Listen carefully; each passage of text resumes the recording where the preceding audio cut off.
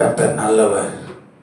ஆவியானவரே உமக்கு ஸ்தோத்திரம். அப்பா, பரிசுத்த ஆவியானவரே உமக்கு ஸ்தோத்திரம்.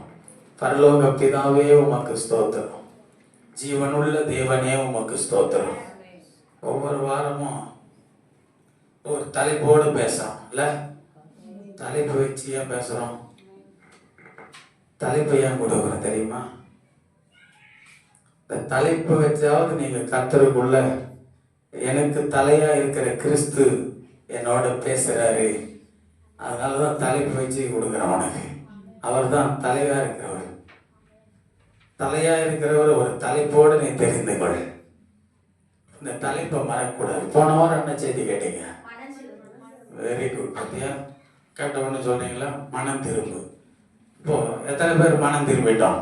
நம்ம கேட்ட உடனே மனம் திரும்புறதுக்கு நான் என்ன பாஸ்டர் முடியாது பாஸ்டர், அவ்வளோ சீக்கிரம் என்னால் கொஞ்சம் டிலே ஆகும். மனம் திரும்பணும்னா லேட் ஆகும். சொன்ன உடனே விட்டுற முடியாது என்னால், கொஞ்சம் கொஞ்சமாக தான் விட முடியும். ஆமாம் பாஸ்டர் சொல்லிட்டீங்கன்னு சொல்லி அதுக்குன்னு நான் டிவியை ஒரே அடியெல்லாம் மறக்க முடியாது. கொஞ்சம் கொஞ்சமாக தான் மாறுவேன். மனம் திரும்புதல் நம்முடைய வாழ்க்கைக்கு மிகவும் மிகவும் முக்கியமானதாக இருக்கிறது. நம்முடைய மனம் திரும்புதல் தான் பரலோகத்திலேயே மிகுந்த சந்தோஷத்தை உண்டாக்குது.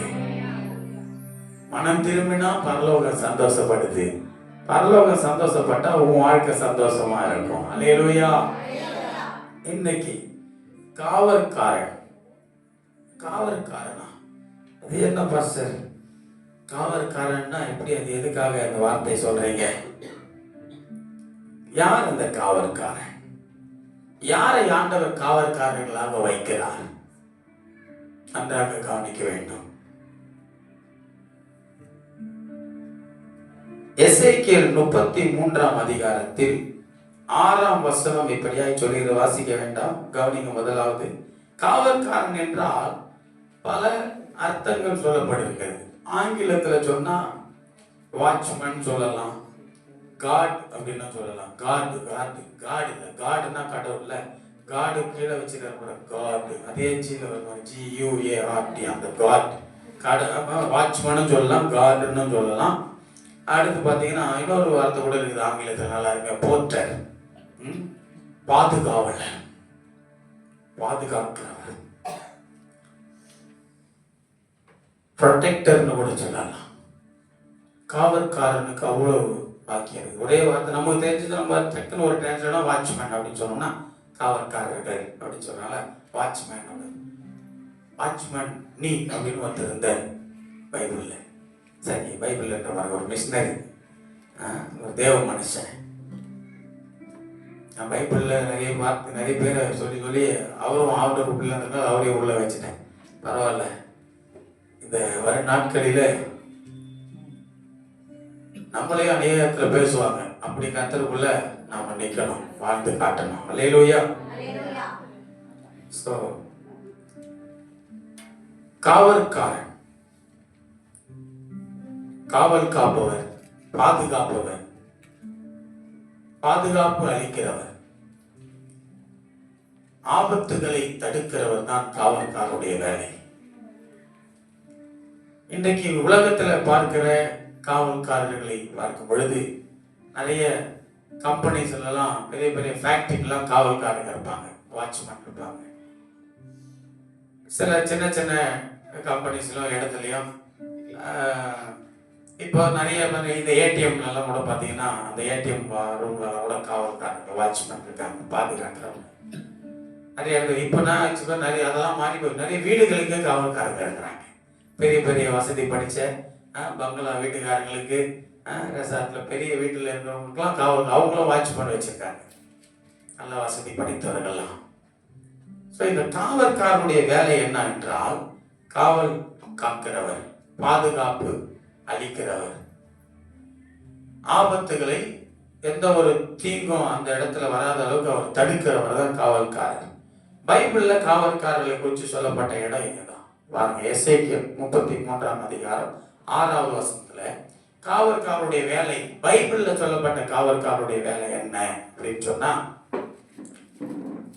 நான் உங்களுக்கு பொறுமையா நிறுத்தினா சொல்றேன்.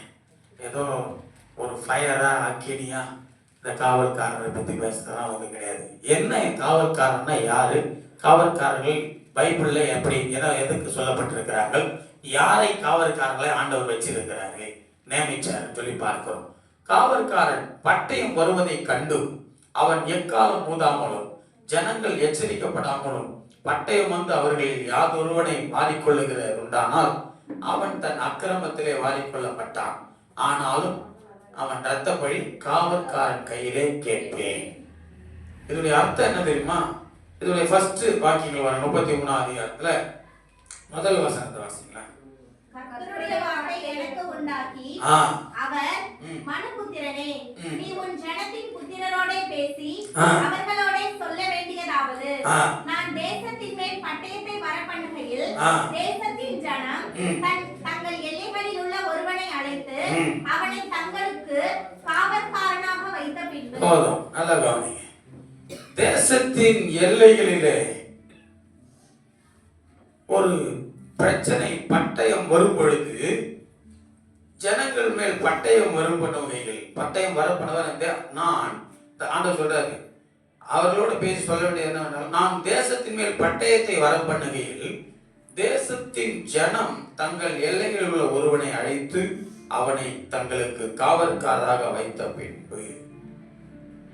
காவற்காரராக நியமிக்கப்பட்டவன், காவற்காரராக வைக்கப்பட்டவன், அவனுடைய வேலை என்ன? இஸ்ரவேல் ஜனங்களையும் ஆண்டவர் அப்படிதான் சொல்கிறார். இஸ்ரவேல் ஜனங்களுக்குள்ள பார்த்து 7ஆம் வசனத்துல, மனுபுத்திரனே, நான் உன்னை இஸ்ரவேல் வம்சத்தாருக்கு காவற்காரனாக வைத்தேன், ஆகையால் நீ என் வாயினாலே வார்த்தையை கேட்டு என் நாமத்தினாலே அவர்களை செய்வாய். நான் முதல்ல சொன்ன தனக்கு தானே காவல்காரர்களை நியமிக்கிற கூட்டங்கள் உண்டு. சில ஃபேக்டரிஸ், கம்பெனிஸ், இப்படிப்பட்ட பெரிய பெரிய தோட்ட துறவுகளை வைத்துக் கொண்டிருக்கிறவர்கள், பெரிய பெரிய பங்களா வீடுகளில் வசிக்கிறவர்கள், வசதி படைத்தவர்கள் தங்களுக்கு காவல்காரர்களை நியமித்து வைத்துக் கொள்வார்கள். அப்படிதான் இஸ்ரவேல் ஜனங்களுக்குள்ள ஆண்டவர் சொல்றாரு, யாரெல்லாம் அப்படி காவல்காரர் நியமித்து வைத்துக் கொள்றாங்களோ என்னுடைய ஜனங்கள், அவங்களுக்கு ஒரு ஆபத்து வரும் பொழுது அந்த காவல்காரர்கள் தங்கள் வேலையை சரியாய் செய்ய வேண்டும். அப்படி செய்யாமல் போனால் காவல்காரருடைய வேலையை அவன் சரியாய் செய்ய வேண்டும். அப்படி ஜனங்கள் வைக்கிறது போல நானும் இஸ்ரவேல் ஜனங்களுக்குள்ள அநேக காவல்காரர்களை வைக்கிறேன். சொல்ல பாருங்க, இஸ்ரவேல் வம்சத்தாருக்கும் உன்னை காவல்காரர்களாக வைத்தேன். மனுபுத்திரனே, நான் உன்னை இஸ்ரவேல் வம்சத்தாருக்கு காவல்காரனாக, என் ஜனங்களுக்கு, கர்த்தருடைய பிள்ளைகளுக்கு காவல்காரனை ஆண்டவர் நியமிக்கிறார். இன்னைக்கு இந்த பூமியில இருக்கிற உலகத்துல ஒவ்வொரு ஊழியக்காரனும் ஒரு காவல்காரன் தான். ஒவ்வொரு குடும்பத்தில் இருக்கிற குடும்ப தலைவரும் ஒரு குடும்பத்துக்கு காவல்காரன் யாரு? குடும்ப தலைவரா நீங்க தான். ஆமா, பிள்ளைகளுக்கு காவல்காரன் பெற்றோர்கள். ரட்சிக்கப்பட்ட சகோதரன், ரட்சிக்கப்படாத சகோதரனுக்கு ரட்சிக்கப்பட்ட சகோதரர் ஒரு காவல்காரன், ரட்சிக்கப்படாத சகோதரிக்கு ரட்சிக்கப்பட்ட சகோதரி ஒரு காவல்காரி. காவல்காரன் தான் பாஸ்டர் சொல்லி இருக்கிறார், நம்மளாம் இல்லை. காவல்காரன் எல்லாம் ஒண்ணு, காவல்காரியா கூட நீங்க இருக்கலாம். லேடிஸ் வாட்ச்மேன் இல்லையா இருக்கிறாங்களே, எல்லாரும் தெரியும். ஆமா, ஜென்ஸ் மட்டும் தான் வாட்ச்மேன், அவங்க ஆண்கள் தான் நினைக்கூடாது. சகோதரிகளை நீங்களும் ஒரு காவல்காரி தான். அப்போ காவல்காரர்கள் எதற்காக நியமிக்கப்படுகிறார்களாம்? காவல் காப்பதற்காகவும் பாதுகாப்பு அளிக்கணும். எந்த வீட்டுல ஒரு காவல்காரன், அந்த வீட்டுக்கு அவன் தான் பாதுகாப்பு கொடுக்கிறான். அவன் மெத்தனமா அவன் வேலைகளை அசதியாவோ, அந்த வேலைகளை அவன் ஒரு அலட்சியமாவோ இருக்கக்கூடாது. அதைத்தான் ஆண்டவர் சொல்றாரு.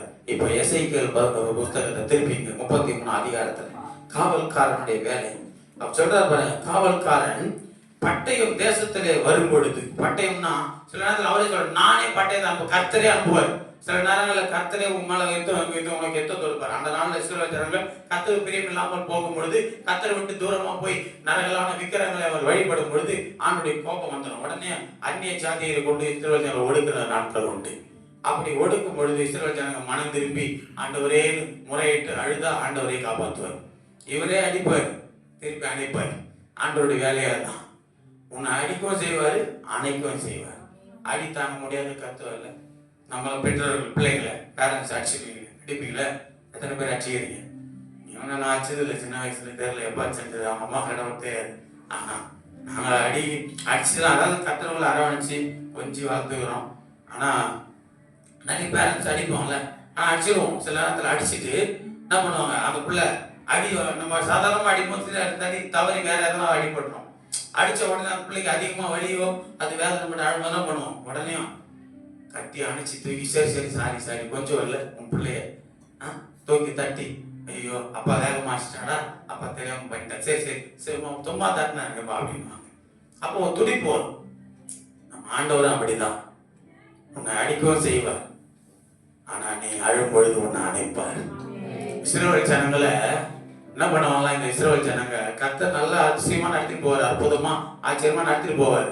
திடீர்னு இதுங்க என்ன சொல்றது, வணங்க கழுத்து நன்றி மறக்கிற ஜனம். அதனால தான் ஆண்டவரை திடீர்னு துக்கப்படுத்துற காரியங்களை செஞ்சிடும். நல்ல ஆண்டவர் போஷித்து வழிநடத்தி கொண்டுட்டே வந்திருக்கிறார். தூதரை மண்ணாவெல்லாம் கொடுத்துருக்கிறார், போஷிக்க சாப்பிடும். வானத்திலிருந்து மண்ணாலாம் பொழிஞ்சுது, அப்படிப்பட்ட ஆகாரம்லாம் கொடுத்தாரு தன் ஜனங்களை. ஆனா சில நேரங்களில் ஒருவேளை பசிக்காக அப்பாவை துக்கப்படுத்திடும். சின்ன பசி, ஒரு கொஞ்சம் பசிக்க ஒருவேளை பசி சாப்பாடு இல்லைன்னொன்னே என்ன இது, எங்களை இதுக்காக எகிப்தில இருந்து கூப்பிட்டு வந்தீங்க, புலம்புறது, முறையிடுறது. தண்ணிக்கு போயிட்டு ஆண்டவரை முறுமுறுக்கிறது. சாப்பாட்டுக்கெல்லாம் ஆண்டவர் முறுமுறுக்க கூடாது. ஆண்டவர் கொடுத்திருக்கிற பெரிய சாப்பாடு, சரியான நல்ல ஒரு திருப்தியான ஆசீர்வாதம் உணவு, வேத வசனம், பைபிள் வசனம். அதுல நீ பலப்பட்டீங்கன்னா எந்த வேலையும் சாப்பாடு உனக்கு குறையே இருக்காது. கர்த்தரை தேடுற பிள்ளைகளுக்கு, கர்த்தரை ஆராதிக்கிற, கர்த்தருக்கு பிரியமா வாழ்ற பிள்ளைகளுக்கு ஒரு குறையும் ஆண்டவர் விட மாட்டார். வசனம் சொல்லுது, கர்த்தரை தேடுறதுக்கு ஒரு நன்மையும். அப்ப இந்த காவல்காரங்களை ஒருவருத்தர் அப்படிதான். ஆண்டவர் சில நேரத்துல அடிப்பாரு. அந்த நேரத்துல ஜனங்க கதறி கூப்பிடும் பொழுது ஆண்டவர் இறங்கி வருவார்.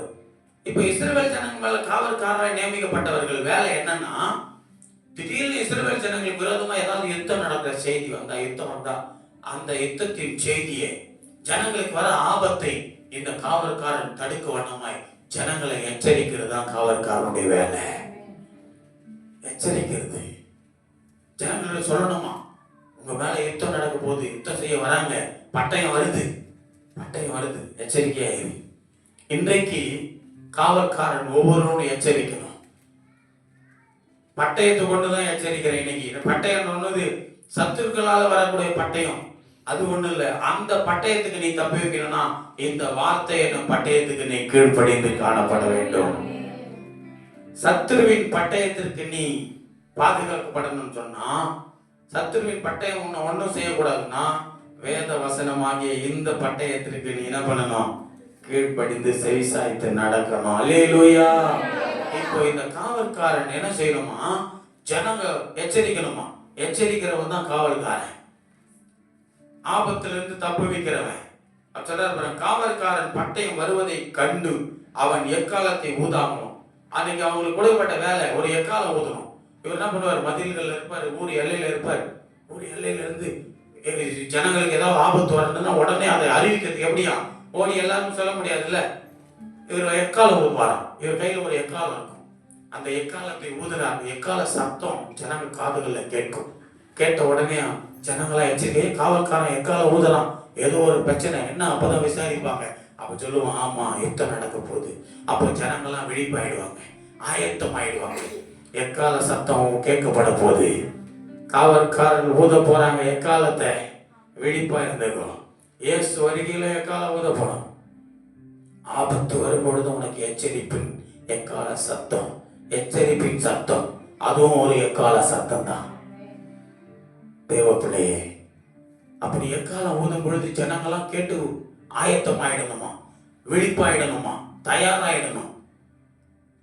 கேட்காம போயிட்டா, அதான் சொல்றாரு, இவன் காவல்காரன் தன் வேலையை சரியா செய்யாம, ஜனங்களுக்கு பட்டயம் வரத்தை சொல்லாம, எக்காலம் ஊதாம இருந்தான்னா, ஒருவேளை அவங்க ஒரு ஆபத்துல மாட்டி அந்த ஜனங்கள் அழிக்கப்படுவார்கள் என்று சொன்னால் அந்த ரத்த பழி யார் மேல இருக்குமா, காவற்காரன் மேல இருக்கும். ஊழியக்காரனாகிய நான் உங்களை கர்த்தருக்குள்ள கர்த்தருடைய எச்சரிப்பின் சத்தத்தை கொடுத்து உங்களை சரியா வழிநடத்தாம போய் நீங்க தேவனுக்கு பிரியமில்லாமல் வாழ்ந்து உங்கள் பாவத்திலும் அக்கிரமத்திலும் நீங்கள் அழிந்து போவீர்களானால் அந்த ரத்த பழி யார் மேல சுமரும்? காவற்காரனாகி என் மேல சுமரும். அதனாலதான் உங்களுக்கு கர்த்தருடைய வார்த்தையை எச்சரிப்பை கொடுத்து கொண்டு உன்னை கர்த்தருக்குள்ள உருவாக்கி வழி நடத்தி கொண்டிருக்கிறேன். உங்கள் வீட்டிலும் அப்படிதான், உங்க வாழ்க்கையிலும் அப்படிதான். ஆவிக்குரிய பிள்ளைகள் இங்க எத்தனை பேர் இருக்கீங்க?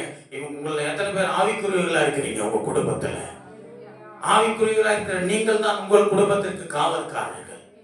உன் குடும்பத்துல சத்தியத்தை அறியாதவருக்கு, வசனத்தை தெரியாதவருக்கு சொல்லணும். நீ மனம் திரும்பிடுங்க. ஏசப்பா வரப்போறாரு. ஜெபம் பண்ணாதான் ஆசீர்வாதம் வரும், சர்ச்சைக்கு பண்ணாதான் ஆசீர்வாதம் வரும். யார் சொல்லணும் இதை? ரட்சிக்கப்பட்டு ஆவிக்குரிய வாழ்க்கையில் இருக்கிற பிள்ளைங்க அமைதியா இருக்கக்கூடாது. உன் சகோதரன் போய் சொல்லு, மனம் திரும்பு, வா, உன் நிலமெல்லாம் மாறிடும். நான் பாரு இன்னைக்கு சர்ச்சைக்கு போனதால எப்படி இருக்கேன் உன்னை காண்பிக்கணும். அதுக்குதான் இயேசு உனக்குள்ள வந்திருக்கிறார். உனக்கு இந்த வாழ்க்கையை இயேசு ஏன் கொடுத்திருக்கிறாரு? நீ இப்போ உன் வீட்டுக்கு நீ தான் காவற்காரன், உன் குடும்பத்துக்கு உன் உறவுகளுக்கெல்லாம் நீ தான் ரட்சிக்கப்பட்ட. நீங்கள் ஒவ்வொருவரும் ஒரு காவற்காரர்கள். உன் பக்கத்துல, உன் கிராமத்துல, ஊர்ல நீ தான் காவற்காரன்.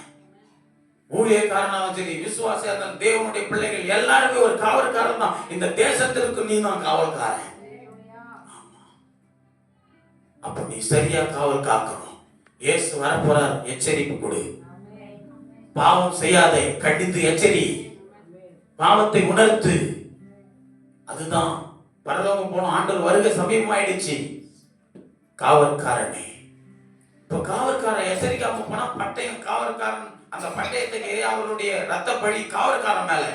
ஆனா இப்ப சொல்றாரு பாருங்க, காவல்காரன் ஒருவேளை எச்சரிக்கிறார். காவல்காரன் எக்கால சத்தத்தை கேட்கிறவன் அதை கேட்டும், 4வது வசனத்துல இவன் தேசத்தின் மேல் பட்டயம் வருவதை கண்டு எக்கால மூதி, 3வது வசனம் எச்சரிக்கும் போது, எக்காலத்தின் சத்தத்தை கேட்கிறவன் அதை கேட்டும் எச்சரிக்கையாய் இராமல் பட்டயம் வந்து அவனை வாரிக்கொள்ளுகிறது உண்டானால் அவனுடைய இரத்தப்பழி அவன் தலையின் மேலே இருக்கும். அடுத்த 5வது வசனம், அவன் எக்காலத்தின் சத்தத்தை கேட்டும் எச்சரிக்கையாய் இருக்கவில்லை, அவனுடைய இரத்தப்பழி அவன் பேரிலே சுமரும். எச்சரிக்கிறவனாய் இருக்கிறவனோ தன் ஜீவனை தப்புவித்துக் கொள்ளுகிறான். அல்லேலூயா. எச்சரிக்கிறவன் தப்புவித்துக் கொள்வான். அழிதுக்கு போக மாட்டேன், நரகத்துக்கு நீ போக மாட்டேன். ஏன்னா உன் ஆத்துமாவை நீ காத்துக்கொள்ற. உன் ஆத்துமாவை காத்துக்கொள்வது மட்டும் இல்ல, அநேக ஆத்துமாவை காத்துக்கொள்ளும்படி எச்சரிக்கிற. அந்த எச்சரிப்பின் சத்தத்தை கேட்டு அவங்க ஏற்றுக்கொள்ளாமல் போனால் அவன் நரகத்துல போனதுக்கு நீ காரணம் இல்ல. இதோட அர்த்தமா, சுவிசேஷத்தை நீ சொல்லிட்டேன்னா உன் ஆத்துமா பரலோகம், உன்னை பரலோகம் கேள்வி கேட்காது. இயேசுவை பத்தி நீ மற்றவங்களுக்கு சொல்லிட்டேன்னா பரலோகத்துல நீ நியாயத்தீர்ப்புல நிக்க மாட்ட, கேள்வி உனக்கு கேள்வி கேட்கப்பட மாட்டேன். ரத்தப்பழி உன் மேல சுமராது. யார் கேட்டும் கேட்காதவர் போல இருந்து தங்கள் பொல்லாத வழியிலே நடந்து தங்கள் பாவத்திலே ஜீவித்து அழிவார்களோ அந்த ரத்தப்பழி அவர்கள் தலைமையிலேயே சுமரும். அது என்ன அர்த்தம் தெரியுமா? அவர்கள் பிள்ளைகள் அப்படியே போயிட்டே இருக்கும். நீங்க நிறைய பிள்ளைங்க அப்படிதான், நிறைய பாருங்கள், பேர்களை பார்க்கிறேன். குடும்பத்துல அப்பா மாதிரியே பிள்ளைய வாழ்றான். இன்னைக்கு அப்பா எப்படி பாவத்துல ஜீவித்தார், அதே போல பிள்ளைங்க பாவத்துல ஜீவிக்குது. அப்பா மனம் திரும்பிட்டா பிள்ளைங்களும் மனம் திரும்பிடும் இல்லையா? அப்பா நல்லவனா தான் பிள்ளைங்களும் நல்லவன் தான். அப்பா கெட்டவனா தான் பிள்ளை கெட்டவன். நீ நல்ல தகப்பனா இருந்து பாரு, உன் பிள்ளைகள் நல்லா வளரும். நிறைய பெற்றோர்களுக்கு தெரிய மாட்டேங்குது, பிள்ளைங்க எதுவே கெட்ட காரியங்களும் பழங்கள்லாம் செய்வாங்க. அது ரொம்ப தப்பு. தீய பழக்கங்களா இருந்தாலும் சரி, கெட்ட பேச்சா இருந்தாலும் சரி, பிள்ளைங்க எதிர பேசக்கூடாது. அப்படி பேசினா பிள்ளைங்க கெட்டு போறதுக்கு நீயே காரணமா இருப்ப. ஆமா, ஒரு பிள்ளை சொல்றா, எங்க அம்மாவே எனக்கு எடுத்துட முடியுது அப்படின்னா, அப்பப்போ இந்த மாதிரி வார்த்தைலாம் கெட்ட வார்த்தைலாம் பேசுறா. எங்க அம்மா என்ன திட்டுறா, எரும மாடு சனியம் பண்ணிலாம் சொல்றா. நானும் அப்படித்தானே பேசுவாங்க அப்படின்னு. ஆமா, சரி, இனிமேல் பேசக்கூடாது, ஜெபம் பண்ணு. அருமையான தேவ பிள்ளை, நீ கர்த்தருடைய பிள்ளை. நீ காவற்காரன். நாம் ஒவ்வொருவரும் ஒரு காவற்காரர்கள். காவல் காக்கிறவர்களா இருக்கிற நாம் நம்முடைய வேலையில சரியா இருக்கணும், எச்சரிப்பு கொடுக்கணும், மெத்தனமா இருக்கக்கூடாது, அலட்சியமா இருக்கக்கூடாது. கிறிஸ்தவ வாழ்க்கை இதோ காவல் காக்கிறவன் ஊதியும் எக்கால ஊதியும் அவன் எச்சரித்தும் கேட்காமல் போனால் அவன் சாவான். அவன் சாகவே சாவான். அவன் இரத்தப்படி அவன் தலைமையிலேயே சுமரும். இதோ எச்சரிப்பின் சத்தம் கேட்டு காவற்காரன் எச்சரிக்கிறவனாய் இருக்கிறான். 7ஆம் வசனத்திலே நீ என் வாயினாலே வார்த்தையை கேட்டு என் நாமத்தினாலே அவர்களை எச்சரிப்பாயாக. எச்சரிப்பின் சத்தத்தை கேட்டு பலப்படும் பொழுது, ஆபத்து வரும் பொழுது, துன்மார்க்கன் தன் துன்மார்க்கனை நோக்கி துன்மார்க்கனே நீ சாகவே சாவாய் என்று சொல்லுகையில் துன்மார்க்கன் தன் துன்மார்க்கத்தில் இராதபடி எச்சரிக்கத்தக்கதாக அதை அவனுக்கு சொல்லாமல் போனால் அந்த துன்மார்க்கன் தன் அக்கிரமத்திலே சாவான், ஆனாலும் அவன் ரத்தப்படி உன் கையிலே கேட்பேன். இப்ப காவல்காரன் பிரச்சனை, காவல்காரர்களுக்கு இப்ப கர்த்தருடைய பிள்ளைகளுக்கு வரும். அப்படி நீங்களும் நானும் போய் பாவிகளுக்கு சத்தியத்தை சொல்லனா அந்த பாவி தன் பாவத்திலே செத்து போறான், மரிச்சு போறான்னா அந்த பாவத்துக்கு மரித்து போனவனுடைய ரத்த பழிக்கு நீ நானும் தான் காரணம். அதான் பைபிள் நமக்கு கற்றுக் கொடுக்குது.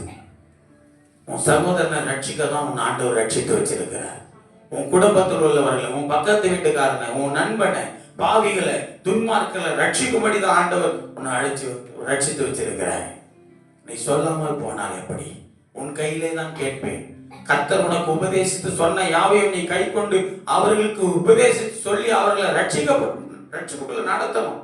அதுதான் ஆண்டவர் வச்சிருக்கிறார். துன்மார்க்கன் தன் வழியை விட்டு திரும்பும்படி நீ அவனை எச்சரித்தும், பாருங்க 9ஆம் வசனத்துல, திரும்பாமல் போனால் அவன் தன் அக்கிரமத்திலே சாவான், நீ உன் ஆத்துமாவை தப்பித்துக் கொள்ளுவாய். சொல்றேன்னா நீ நீ சாவ, நீ தான் உன் கையில ஆண்டவர் கேட்பார். சொல்லாம போயிட்டேன்னா அந்த ரத்தப்படி ஊமால, சத்தியத்தை சொல்லிட்டேன்னா சொல்லி அவன் கேட்காம போனா அவன் துக்கத்தை அவனுடைய அக்கிரமத்தில் அவன் செத்துருவான். ஆனா அந்த ரத்தப்படி ஊமால உன் ஆத்துமா நீ தப்பிச்சுக்கலாம், தப்பித்துக் கொள்ளலாம். ஆண்டவர் உன்னை கேட்கவே போறதில்லை. நீ சொல்ல ஆண்டவரே நான் சொல்லிட்டப்பா, நீங்க சொன்ன மாதிரி நான் சொல்லிட்டேன். ஆமா, கைவிடப்பட்டுருவாங்க வருகையில. நல்லா தெரிஞ்சுங்க, சொல்லணும். வீட்டுல ஒரு கணவருக்கு சொல்லு, மனைவிக்கு சொல்லு, சர்ச்சைக்கு வாமா, கணவர் சர்ச்சைக்கு வரையா, மனைவி சர்ச்சைக்கு வரையா சொல்லு. மனைவி சர்ச்சைக்கு வரீங்களா? நான் தப்பா போறேன். மனைவி மாமா நிறைய சர்ச்சைக்கு வரேன், கணவர் வரது இல்லை அதிகமா நிறைய சபையில. இப்போ கூட பாஸ்டிங் பேரெல்லாம் இந்த 40 நாள் 40 days பாஸ்டிங் பேரெல்லாம் மனைவிமார்கள் தான், கணவர்லாம் வரது இல்லை. வேலைக்கு போறீங்க அதனால சொல்ல, இருக்கும்போது வாங்க, ஃப்ரீயா இருக்கும்போது வரலாம், ஜபத்துல கலந்துக்கலாம், தப்பே இல்லை. சிலுவை தியானம் கூட்டத்துக்கு வாங்க, 7 மணிக்கு தான் வைக்கிறோம், 8 மணிக்கு கூட வந்து கலந்துங்க, வார்த்தையை கேட்கலாம். அப்போ கர்த்தருடைய பிள்ளைங்க, உன் கணவருக்கு எச்சரி, கர்த்தர் வரப்போறாரு. கணவர் சபைக்கு வர, நீ மட்டும் சபைக்கு வந்துருக்கிற, திடீர்னு ஆண்டவர் வருகை வந்துச்சுன்னா உன் கணவர் கைவிடப்படுவார். நல்லா தெரிஞ்சுங்க. பிள்ளைகளை விட்டுட்டு வரீங்க சபைக்கு, பிள்ளைகள் கர்த்தர் வந்துட்டாருன்னா பிள்ளைகள் கைவிடப்படுவார்கள். எச்சரிப்பின் சத்தம். காவற்காரனே நீ எச்சரிக்க வேண்டும். காவற்காரன் எச்சரிக்கிறதை நீ கேட்க வேண்டும். ஊழியக்காரன் எச்சரிக்கிறதை நீ கேட்க வேண்டும். கர்த்தருடைய பிள்ளைகள் எச்சரிக்கிறதை நீ கேட்க வேண்டும். எச்சரிப்பின் சத்தத்தை கேட்டு நீ ஆயத்தமாகி விட வேண்டும், தயாராகி விட வேண்டும், உன்னை பாதுகாத்துக் கொள்ள வேண்டும். அல்லேலூயா. இயேசு வரப்போகிறார். கர்த்தர் நமக்கு தந்தருள்ள எல்லாவற்றையும் நம்ம பாதுகாத்துக் கொள்ளணும். காவற்காரனா இருந்து உன் வீட்டுல உனக்கு கர்த்தர் என்னெல்லாம் கொடுத்திருக்கிறார்? ரட்சிப்பை கொடுத்திருக்கிறார், அபிஷேகத்தை கொடுத்திருக்கிறார், வல்லமையை கொடுத்திருக்கிறாரு, வரங்களை கொடுத்திருக்கிறாரு, கனிகளை கொடுத்திருக்கிறாரு. எல்லாத்தையும் நீ காப்பாத்திக்கோ, எல்லாத்தையும் நீ காப்பாற்றிக்கோ, பாதுகாத்துக் கொள்ளு. அதுக்கும் நீயும் காவற்காரனா இருக்கணும். உனக்குள்ள இருந்து பிசாசு வந்து சாத்தான் பொல்லாத திருடன் வந்து திருடி கொண்டு போயிடுவான். அபிஷேகத்தெல்லாம், ரட்சிப்பின் வஸ்திரத்தெல்லாம் உஷாரா இருக்கணும், விழிப்பா இருக்கணும். கிறிஸ்தவர்கள் சத்தியத்தை சொல்ற இடத்துல நீ இருக்கிற, பலப்பட்டுக்கோ சத்தியத்துல. சும்மா ஆடலும் பாடலும் பண்ணிட்டு சந்தோஷப்படுத்திட்டு 4 வார்த்தையை சந்தோஷமா சொல்லி காமெடி பண்ணிட்டு போற சபை இல்லை. காமெடிலாம் உன்னை பரலோகம் கொண்டு போகாது. கர்த்தருடைய வார்த்தை தான் உன்னை பரலோகம் கொண்டு போவோம். அந்த கர்த்தருடைய வார்த்தை தான் உனக்கு சொல்லுகிறேன். நான் மனம் திரும்பிட்டேன், அதனால தான் மனம் திரும்ப சொல்றேன். நான் கர்த்தருடைய வார்த்தையை ஏற்றுக்கொண்டேன், அதனால தான் உங்களுக்கு கொடுக்கிறேன். எச்சரிப்பின் சத்தத்தை நான் கேட்டுட்டு அதனால தான் உங்களுக்கு சொல்றேன். மனம் திரும்பினால் மகிமையாய் வாழலாம்.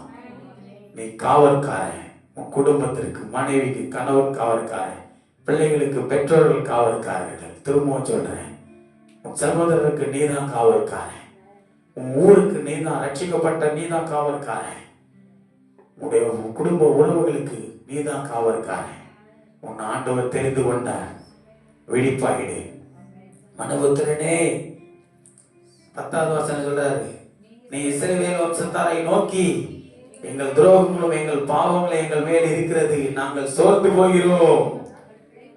ஆமா, கர்த்தராய் ஆண்டவர் உரைக்கிறது என்னவென்றால், நான் துன்மார்க்கனுடைய மரணத்தை விரும்பாமல் துன்மார்க்கன் தன் வழியை விட்டு திரும்பி பிழைப்பதையே விரும்புகிறேன்.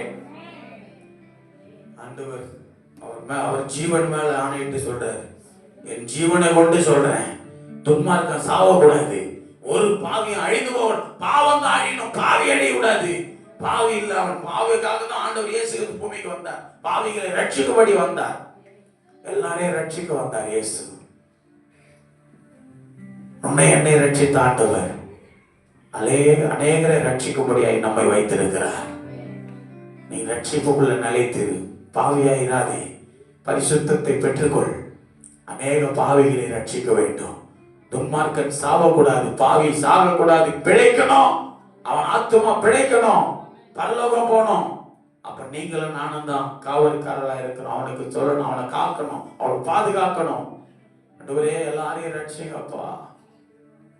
ஜெபிக்கணும், விழிப்பா இருக்கணும். காவல்காரன் தூங்கிட்டா உள்ள வந்துருவான் திருடன்.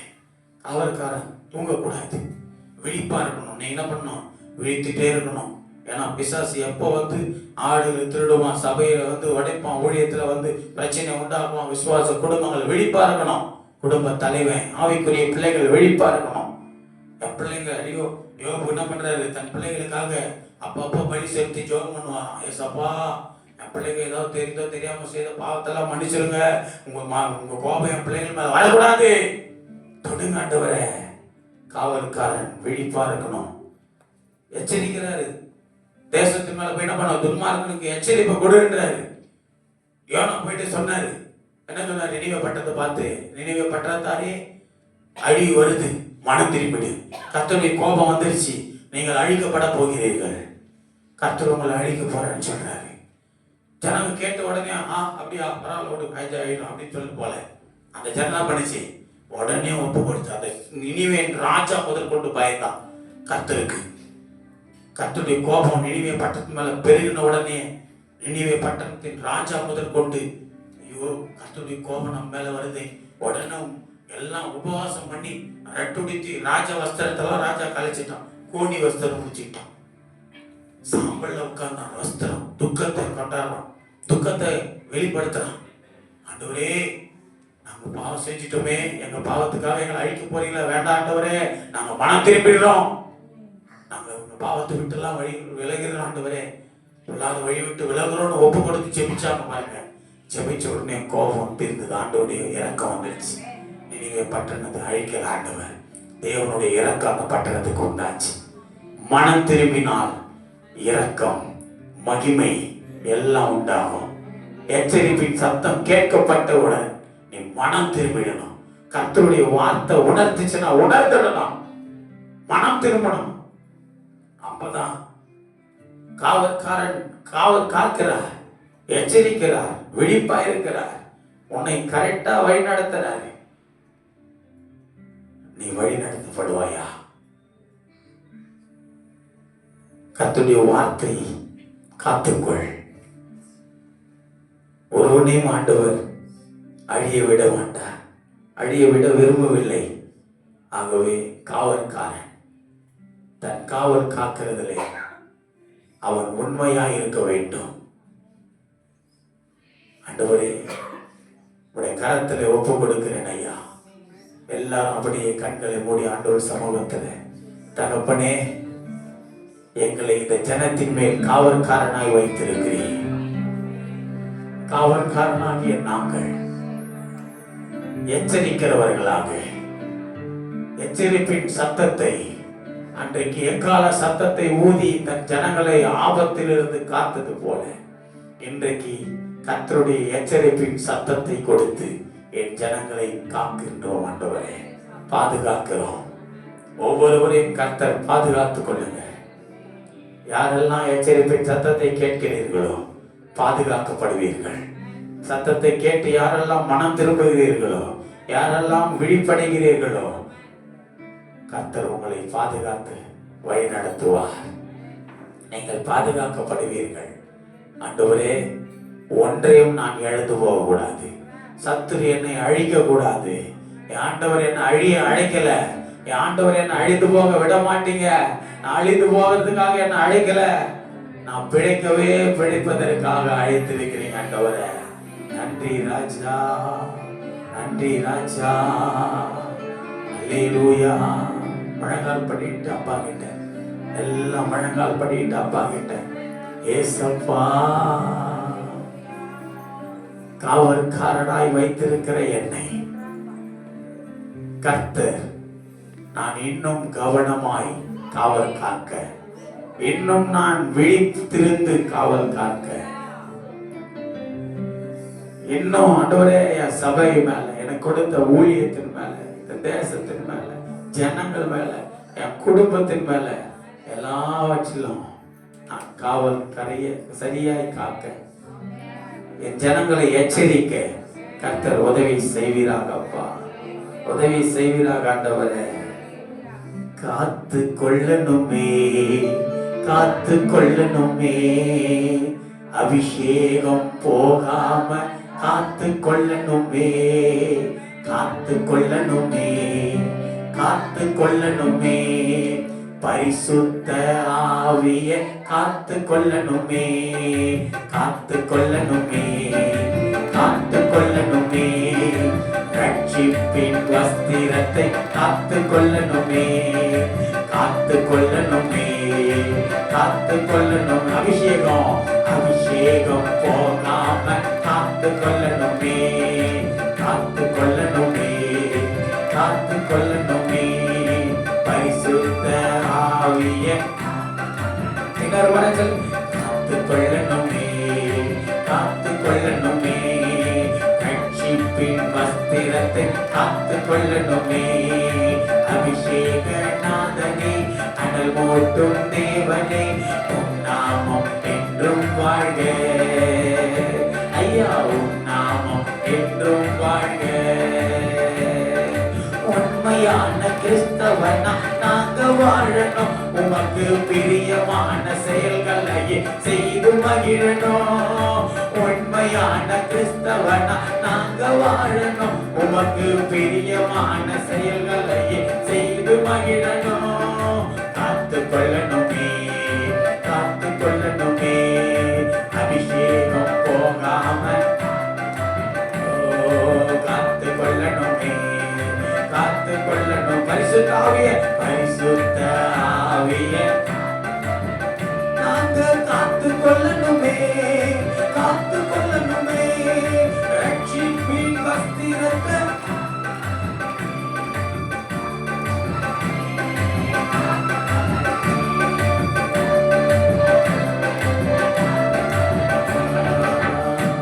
கையை உயர்த்தி நல்ல ஸ்தோத்திரம் பண்ணுங்க. ஸ்தோத்திரம் ஆண்டவரே, ஸ்தோத்திரம் ஐயா. ஏசப்பா, எங்களை காத்து கொள்ளணும் ராஜா, எங்களை காத்து கொள்ளணும் ஆண்டவரே. கர்த்தர் எங்களோடு கூட இருந்து எங்களை வழி நடத்துங்க. காவற்காரனாய் நான் வைக்கப்பட்டிருக்கிறேன். நான் ஒரு காவற்காரனாய் இருக்கிறேன். இந்த காவற்காரன் என்னுடைய பணியில நான் உத்தமமாய் இருக்க வேண்டும், விழிப்பாய் இருக்க வேண்டும், ஜனங்களை எச்சரிக்கிறவனாய், பாதுகாக்கிறவனாய், கர்த்தருக்குள்ள வழி நடத்துற ஒரு காவற்காரனாய் எங்களை கர்த்தர் வைத்திருவீராக. வழி நடத்துங்க. இந்த பரிசுத்த ஓய்வு நாள் ஆராதனையில பிள்ளைகளாக எங்களை ஒன்று கூட்டி நீர் எங்களை ஆண்டவரே நாமத்தை துதித்து மகிமைப்படுத்தும்படியும் உடைய வார்த்தையை தியானித்து அதிலே நாங்கள் பலப்படும்படியும் இந்த இப்படிப்பட்ட ஒரு கிருபை தந்ததற்காக ஸ்தோத்திரம். நாளை தந்ததற்காக ஸ்தோத்திரம். கரத்திலே ஒரு விஷயம் ஒப்புக் கொடுக்கிறேன். ஜெபிப்போம். மகா பரிசுத்தமும் இரக்கமும் கிருபையும் நிறைந்த எங்கள் பரலோக பிதாவே, இயேசு கிறிஸ்துவின் நாமத்தினால் பரிசுத்த ஆவியானவருடைய ஒத்தாசையோடு கூட இந்த பரிசுத்த ஓய்வு நாள் மனமகிழ்ச்சி நாளுக்காக மீண்டுமாய் ஒரு செய்யுமை ஸ்தோத்தரித்து என்னை அர்ப்பணிக்கிறேன். ஆராதனை ஆரம்பம் முதல் முடிவு மட்டும் தேவன் எங்களை நடத்தினதற்காக நன்றி.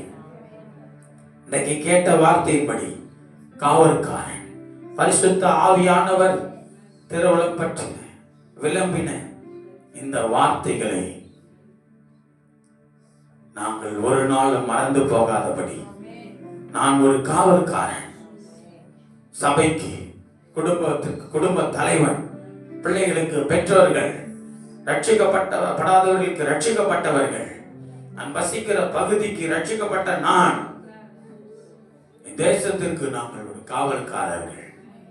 எச்சரிக்கவும் பாதுகாக்கவும் கர்த்தர் எங்களை இன்னும் பயன்படுத்துங்க.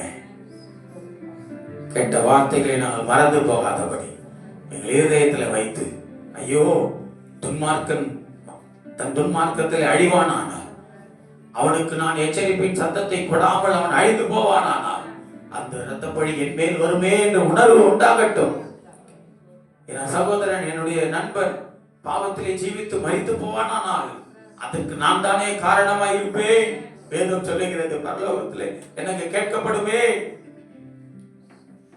அநேகரை ரட்சிக்கிற பாத்திரமாய் நான் காணப்பட கர்த்தர் உதவி செய்யுங்கப்பா. இங்க இருக்கிற ஒவ்வொருவரையும் கர்த்தரப்படி மாற்றுங்க. இந்த கரத்துல தாழ்த்தி ஒப்பு கொடுக்கிறேன். இந்த ஆராதனை கலந்து கொண்ட சிறு குழந்தைகள், சிறு பிள்ளைகள், வாலிபர்கள், பெரியோர்கள், வயதானவர்கள், புருஷன்மார்கள், ஸ்திரீகள் ஒவ்வொருவரையும் கர்த்தர் பேர் பேராய் ஆசீர்வதிப்பீராக. இந்த ஊழியத்தை, புது வாழ்வு ஏலிம் சபை இந்த ஊழியத்தை கர்த்தர் பொறுப்படுத்தி வழி நடத்துங்க. இந்த சபையை நடத்துகிற இந்த ஊழியக்காரனாகி என்ன பரிசுத்த ஆவியானவர் வழி நடத்தி இன்னும் ஊழியத்துல சபையில் எல்லாத்தையும் எடுத்து பயன்படுத்துங்கப்பா. அநேகமாயிரம் ஆத்துமா ரட்சிக்கிற ஒரு காவல்காரனா இன்னும் என்னுடைய பணியில நான் உத்தமமாக இருக்க கர்த்தர் கிருபை செய்யுங்க. பாதுகாத்துக் கொள்ளும். இந்த செய்தியை யூடியூப் மூலமாக, முகநூல் மூலமாக பார்த்து கேட்டுக்கொண்டிருக்கிற பிள்ளைகளையும் கர்த்தர் ஆசீர்வதித்து பலப்படுத்துவீராக. ஆசீர்வதியும் பலப்படுத்தும். கேட்டதை கேட்கும் வரதை யாவையும் பொறுப்படுத்திக் கொள்ளும். இயேசு கிறிஸ்துவின் நாமத்தில் ஜெபிக்கிறேன் ஜீவனுள்ள நல்ல பிதாவே, ஆமென். சேர்ந்து சொல்லுவோம். என் ஆத்துமாவே கர்த்தரை ஸ்தோத்திரி, என் முழுமே அவருடைய பரிசுத்த நாமத்தை ஸ்தோத்திரி. என் ஆத்துமாவே கர்த்தரை ஸ்தோத்திரி, அவர் செய்த சகல உபகாரங்களை மறவாதே. ஆமென்.